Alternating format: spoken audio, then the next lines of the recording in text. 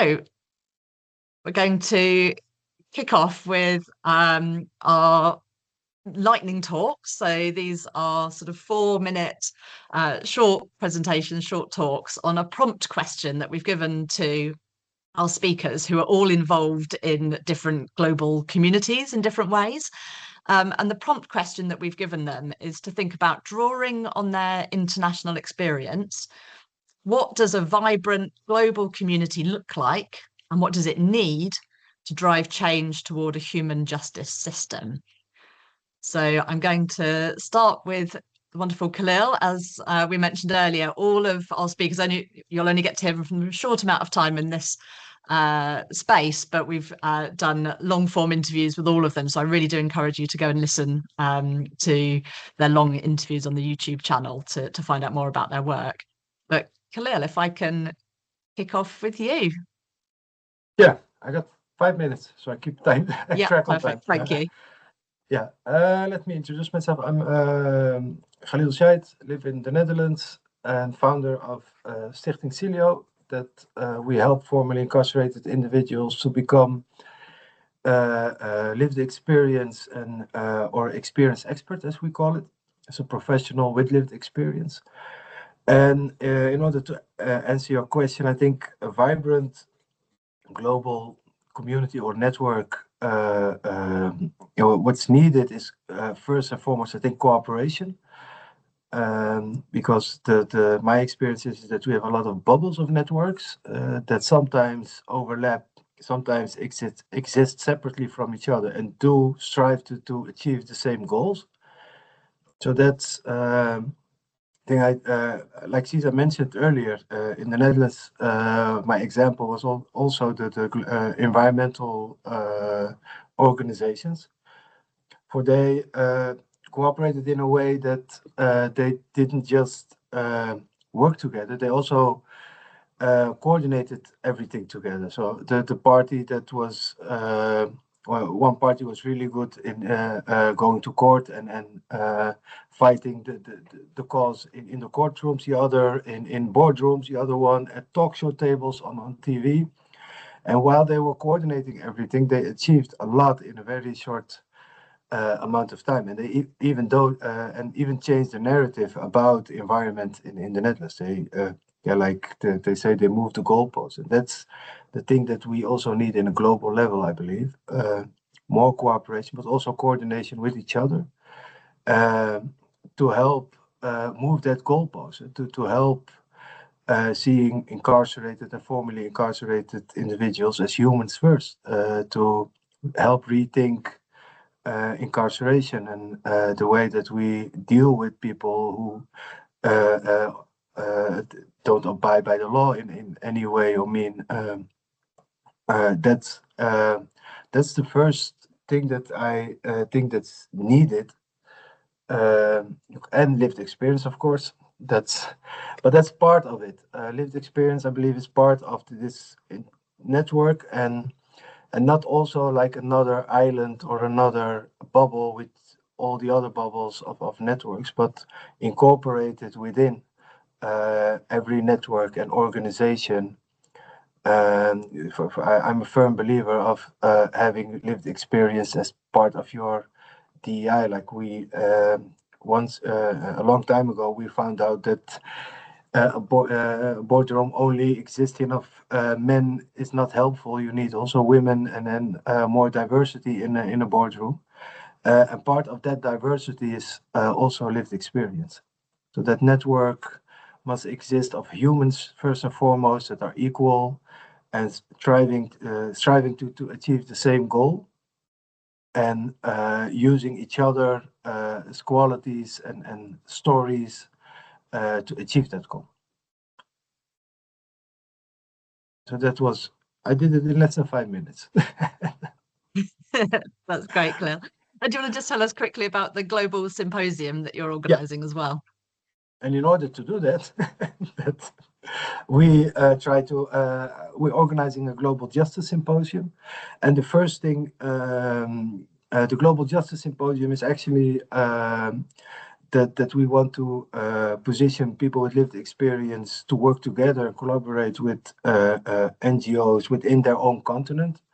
So we are forming teams of people with lived experience and NGOs that are working within that continent. And the idea is to showcase the innovation that they had on the justice level, but also the innovation on incarceration, the different kind of means, the positive things that we have, like we can learn from each other. That's what we always believe. And it's not always about money, because sometimes scarcity, like in Africa, you can see that they use the import model because the government doesn't pay for everything.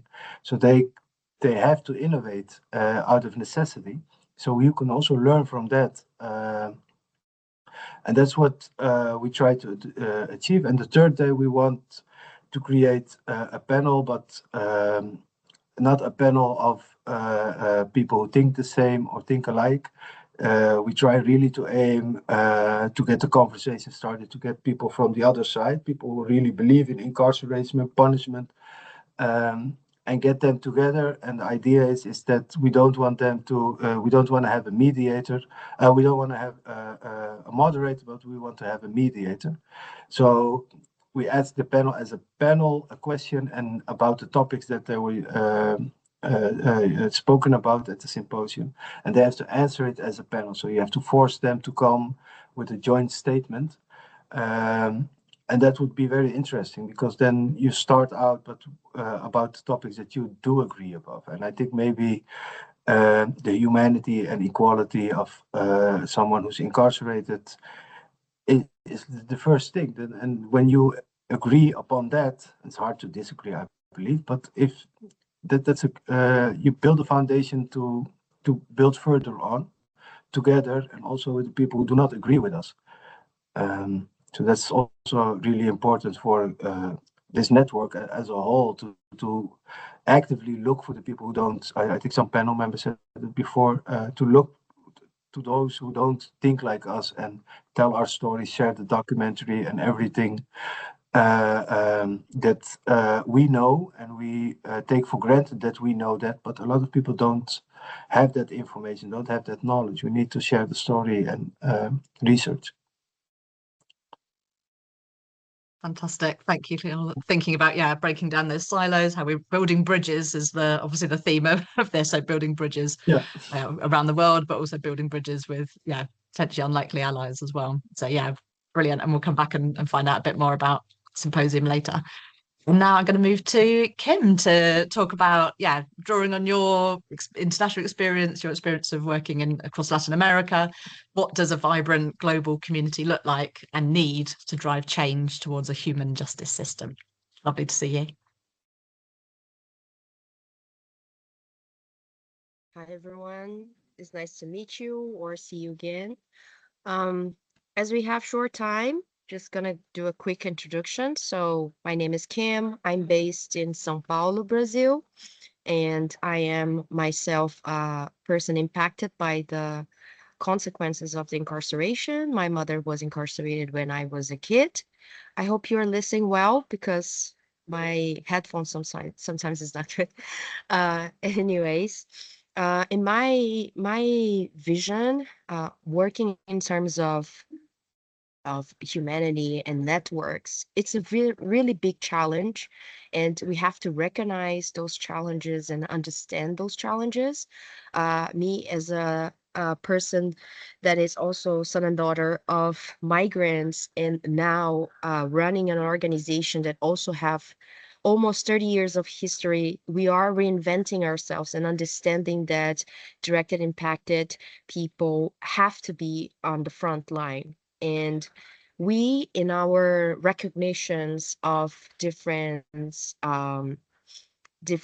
privileges, territorial privileges, continent privileges, organizational privileges, we need to also build ways of distributing resources among our efforts of building global networks. And that's the point. Like, in the middle of the day, when we are trying to survive and keep doing our work or keep existing, it is very hard to see more than ourselves and more than our organization or more than our work. So this humbleness and this continuous exercise, it's something that really strengthens the global movement for decarceration and to alternatives of imprisonment all over the world. And what some spaces that we are trying to build together and face all those challenges and understand those challenges um, is the Latin America network of family members that have their loved ones incarcerated, and also the Latin America network of incarcerated and formerly incarcerated women and girls.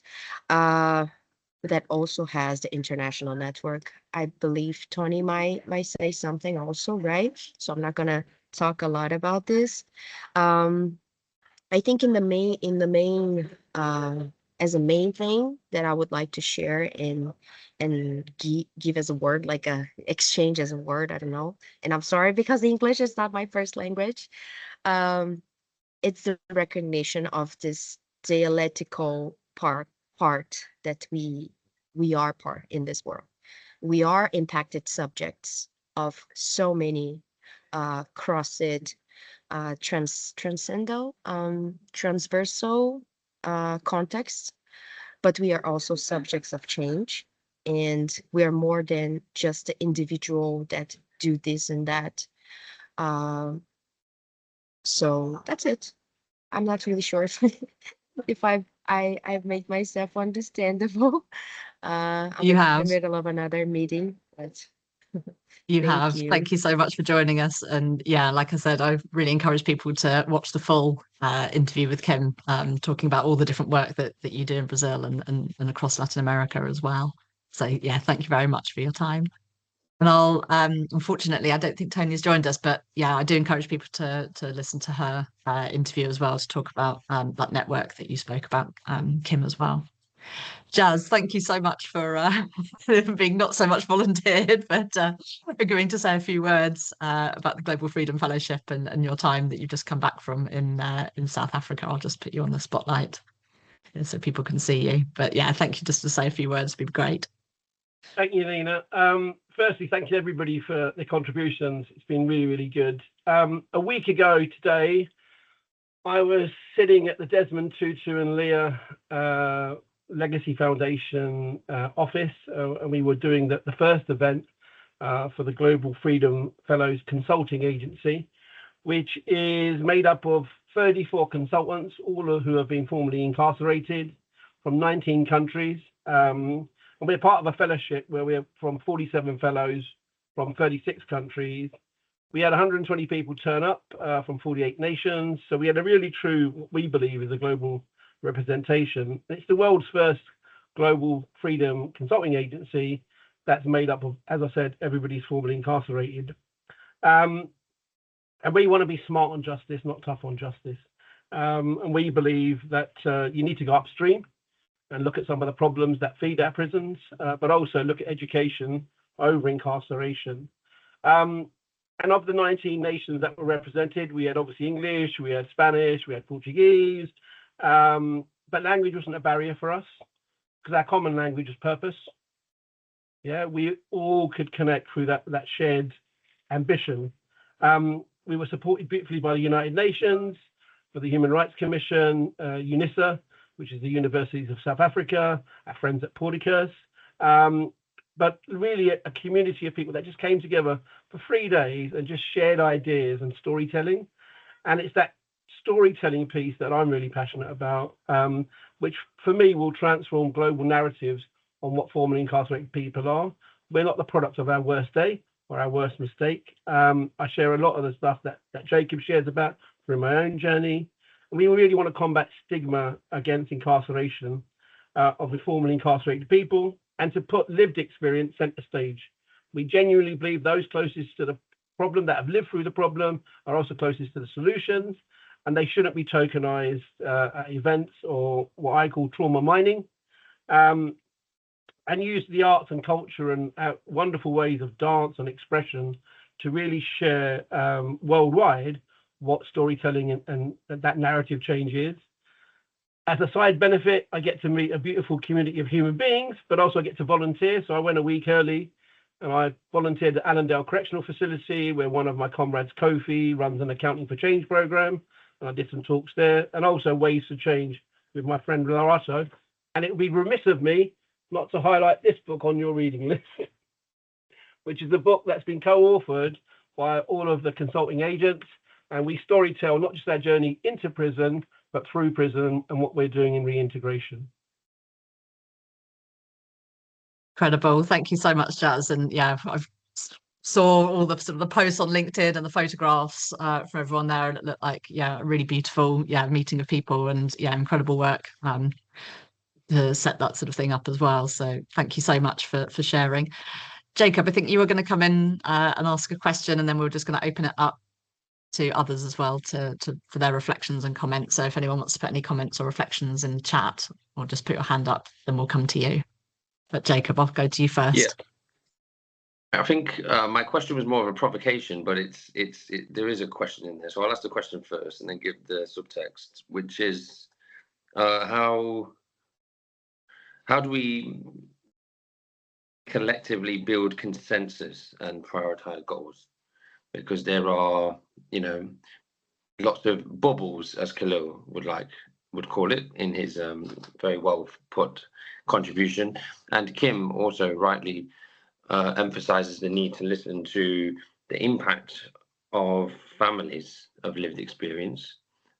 Obviously, at the heart of it also needs to include victims as well, and it needs to include lived experience. And then, of course, in order to move the dial, we need to tell compelling stories and pragmatic narratives that shift the dial in terms of public attitudes if we're ever going to get the systems change and get the politicians and the executives of whatever countries we're in to take note and start being a braver with the systems and the policies that they're considering writing and putting before their constituents for support.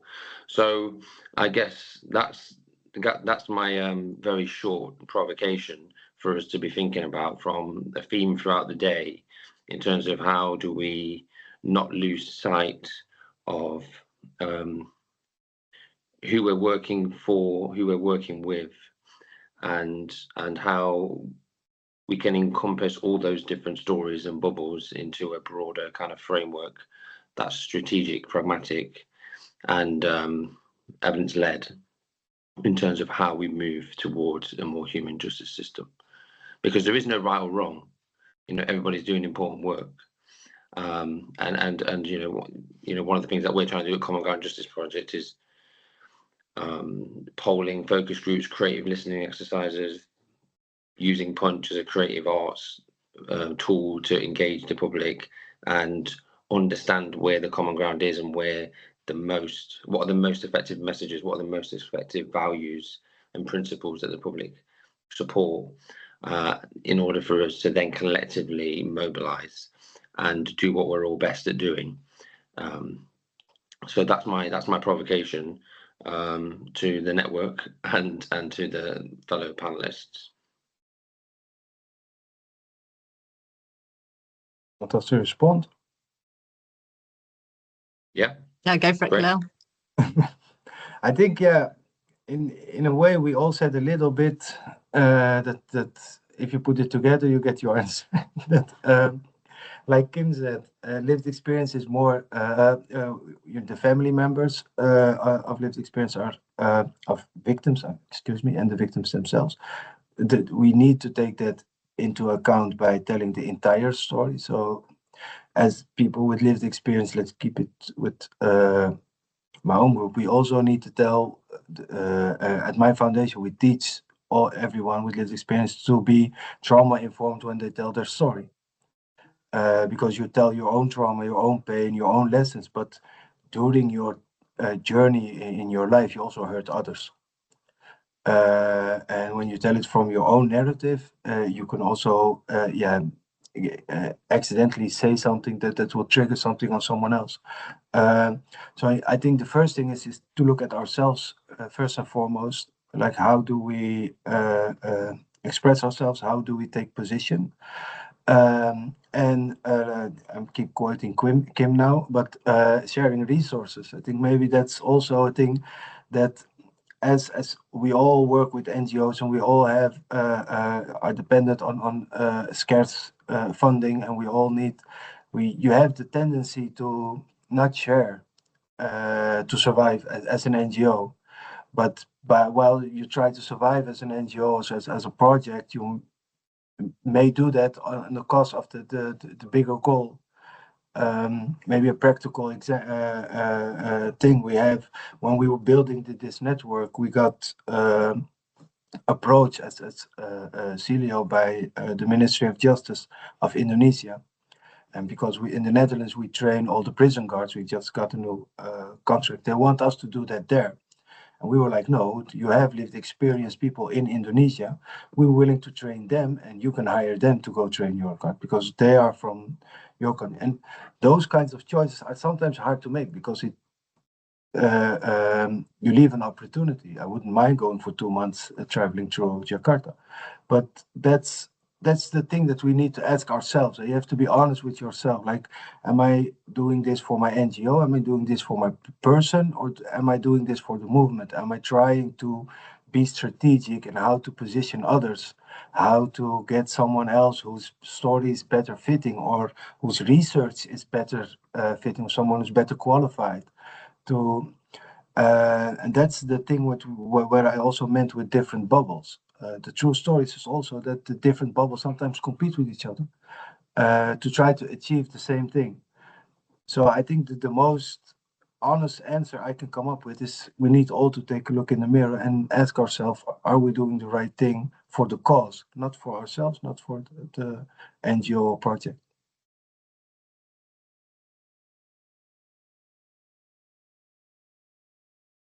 Oh, you're muted, Nina.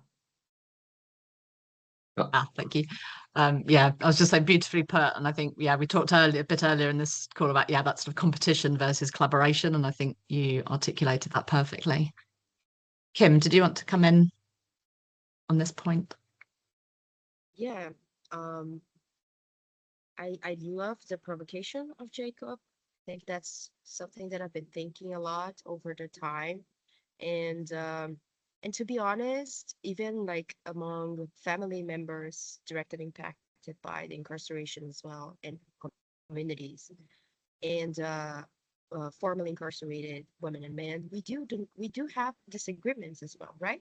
We are a plural, global, different context people, and so finding consensus at the first moment is give strength to each other. So recognize that even among the differences, we need to give strength to each other, and understand through over the years what unite us more than separate us. So finding consensus also stems from self-recognition as an impacted person in those contexts of that I mentioned of oh god, it's hard with different language, but the transpassing of different contexts of violence or lived experience anyways. So we need to first of all do self-recognize, and that could be a long-term, long road over like many years, right? But I do believe that we are making progress, because like 10 years ago, we did not had many organizations. We had just very few, or maybe we did not had organizations led by former incarcerated women and girls and family members. So we did progress a lot. And I truly believe that in 10 years or more, we'll have like so many other organizations. And that comes also with self-recognition. That comes also with political awareness of our social role, because first of all, that's the main thing. Like if we do recognize ourselves as directed and impacted, we recognize the system, then we can understand better which path to go in terms of consensus. So we need to be patient, and we need to keep doing what we are doing. But as I mentioned, with humbleness, we need to understand our privileges, and that's a daily basis,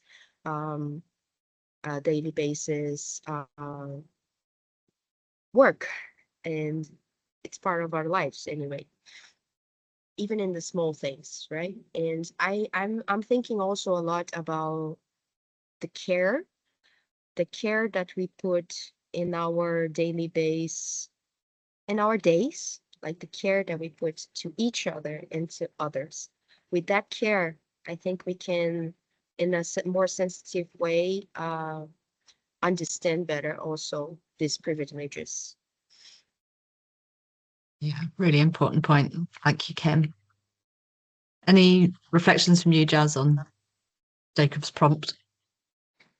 I mean, it was what Khalil said as well, is that is understanding your limitations and capacity or your reach. One of the great things of being part of the Global Freedom and Fellowship movement is the learning that I've gone on, that real hamster wheel of learning by being around people. And I remember on my cohort, one of the chaps from South Africa, he said, look, when he, after 11 years of incarceration, he wanted to go straight. And the OCG group that he was connected to said, this is what, come here, we'll give you a gift for going straight. And what they did do is take out all of his teeth. And then he removed his dentures and said, this is what going straight looks like in South Africa. And that was when you realize that some of your stories and your journeys and the people you're around, we do carry, just as Kim says, a lot of privilege, even in difficult or adverse circumstances. But also some of the journeys that other humans go on. And it's about sitting together. And as I said, language was never a barrier for us. We've got Duolingo if we want to go deep. It's sometimes just feeling the emotions of what somebody's telling you, because you can feel their state of mind and their state of emotion rather than having to articulate it in your own mind. So for me, that limitation is a thing, but also that cultural and heritage piece, is to understand that predominantly we have a very colonial rule of law, because we went around, Western Europe went around quite a lot of places imposing their rule of law, but also there are still traditions and cultures and heritages, especially with the more indigenous people we need to look at. And again, Khalil mentioned the gatekeeping, we've all mentioned it, is rather than doing a bad job, give it to somebody that can do a better job, rather than saying, actually, it's good for my brand or my reputation, etc. Because that's what true collaboration looks like. If we had 11 goalkeepers on a football pitch, we wouldn't win a game. Love that analogy. You can always run you, Jazz, for the fantastic analogies. We've had some great ones on this call today. I really want to thank our speakers, and thank you, Jazz, for stepping in at the last minute. And thank you, Kim, and thank you, Khalil.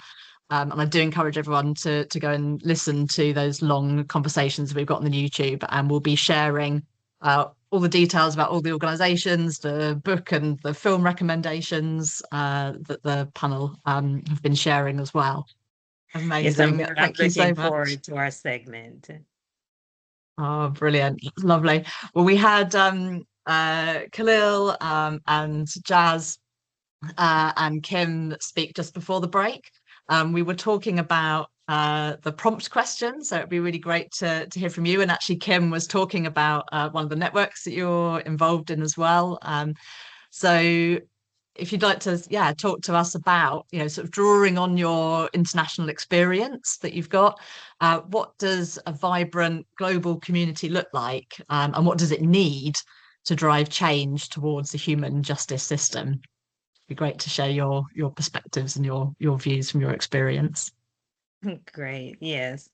Well, to me, a vibrant global community looks like something that drives change towards a more humane justice system, which is not built through occasional gatherings or symbolic inclusions. To me, it's built through sustained participation, shared responsibility, and the leadership rooted in our experiences. For me, vibrancy shows up in community, and being a part of an international network, I feel that. I feel that community is very important, and it shows up when women, such as myself, are directly impacted by incarceration, are not just positioned outside of the decision-making spaces, but we're actually actively shaping the decisions alongside institution. It shows up when participation is consistent across regions, and it's just not dependent on a single country or a single voice. Being in a community such as ours, I've seen this, and I've seen it, what it looks like, and I've seen what it looks like in practice. And it looks like women across continents showing up regularly to share both their progress and their difficulties. It looked like multilingual access to participation where it's not limited by languages. It looks like a defined work areas with clear purpose, whether focused on advocacy, economic empowerment, some of the things that we spoke about in our interview, education, and of course, wellness, which is very important. And it's also where we share our goals and return at various times to measure the progress that we're taking, that we're moving towards. To me, it's important for a transformed justice system to just not emerge from policy conversation alone, but when it emerges from voices that are directly impacted, that these voices are embedded within these reform efforts at every level, not just, for the tokenization and the extracting level, but the full participation when we're involved and we're making decisions. Because, how can decisions make for us without us? So to me, that's what it would look like. I hope that was a little Amazing. clear. No, that's great. And can you tell us a bit about the networks you're involved with? So the Formerly Incarcerated Women's Network in particular, but also the Penal Reform International's Experts by Experience group that you're part of as well. Yes. First of all, I know I'm late, so let me introduce Don't worry. myself. I am Tony Talak. I am from Jamaica. I am the international organizer for the International Network of Formerly Incarcerated Women, INFIW, as we like to be called, as we are called. We are a network that was founded and is led by formerly incarcerated women. We're across 30 plus countries on 6 continents. We're, just a vast array of very informative, very brilliant women that, they do hard work and are constantly working to, better their countries, better their regions, better the spaces. Our ultimate goal is to end the incarceration of women and girls worldwide. So that's our primary focus. And also to have a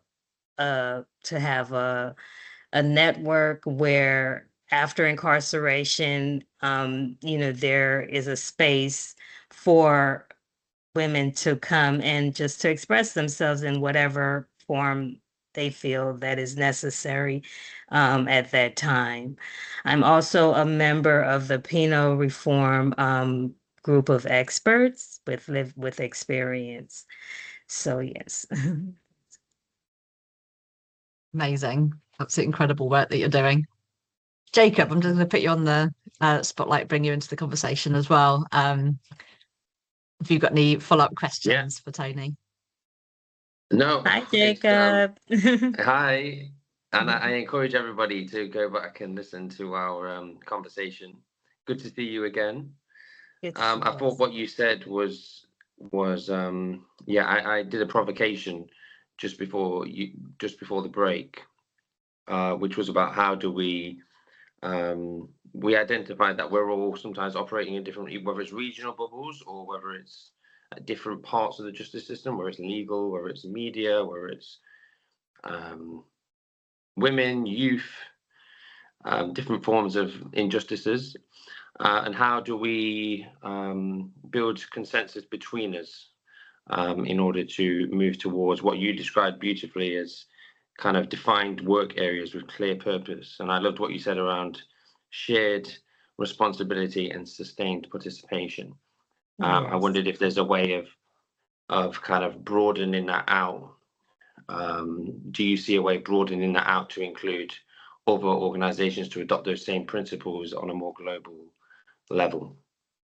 I know you're doing that on a global level, but I mean more organizations and other people in other regions working on similar but not necessarily the same work streams.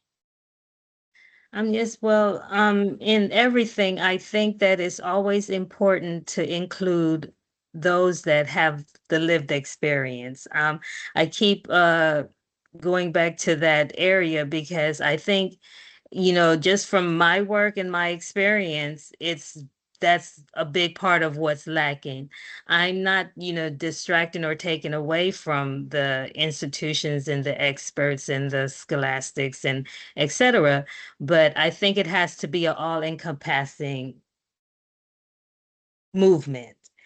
Solidarity doesn't just come in one area. Solidarity comes in many areas coming together as a unit.